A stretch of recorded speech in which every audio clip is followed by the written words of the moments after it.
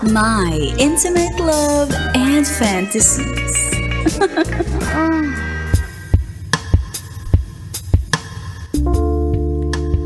Sa ating episode na pinamagatang, kapag may gumagapang, huwag kang titili para di ka kagatin. May kwento ako. Isa akong babae at tamang kaka-break lang sa boyfriend ko this year. Hoy! Kakatapos lang ng buwan ng mga puso. Buwan ng mga puso. Naniniwala nga ako na feeling ko malas ako sa taong ito. Dahil hindi naman kailangan na magmukmok sa taon na ito, ay sinulit ko na lang ang mga nagdaang holidays. More lakwatsa, more aura, more inom, more hipak ngayon. Para akong nasa good girl, gone bad era. Uy, gone bad. Bad girl ka na, ha? Dahil dyan, nakilala ko ang lalaki na single din na ipinamit sa akin ng mga kaibigan ko. Pero di naman ako naghahanap ng bagong karelasyon o ng boyfriend. Gusto ko lang i-expand ang social life na ninakaw sa akin nung nasa isang relasyon pa ako.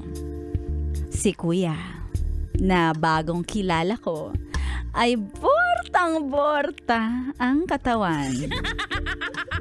Kalbo, malapaulo, kontis. Nakaupo kami sa club. Maingay. Kaya yung upuan namin na magkalayo ay ipinagdikit namin. Para naman, mga kasama namin na busy sa pagsasayaw sa dance floor ay hinayaan lang namin. Kami naman ay inom at kwentuhan lang. So, mingle at di ko na namamalayan na yung kamay ni Kuyang Borta, nakakilala ko lang, ay ang kamay niya nasa tuhod ko na. Nakapalda lang naman ako nun. Namamanhid na yata ako sa dami ng iniinom namin.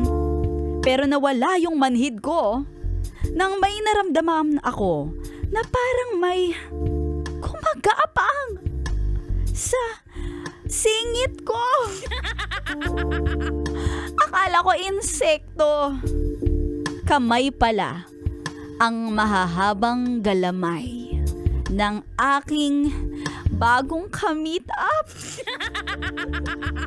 At yung galamay ay papalapit sa aking monay. Tapos nung tiningnan ko ang mukha niya, aba, nakangiti pa siya sa akin at tuwang-tuwa sa kanyang ginagawa. Ako naman ay gumugusto. Madilim ang paligid. At pakiramdam ko, walang nakakakita na may galamay na gumagapang sa akin. Kaya hinayaan ko na gawin niya ang gusto niya. Ngayon nga, kapag naaalala ko, parang pinagsisisihan ko. Dahil bakit ko hinayaan na gawin niya sa akin yun sa unang araw na magkakilala kami.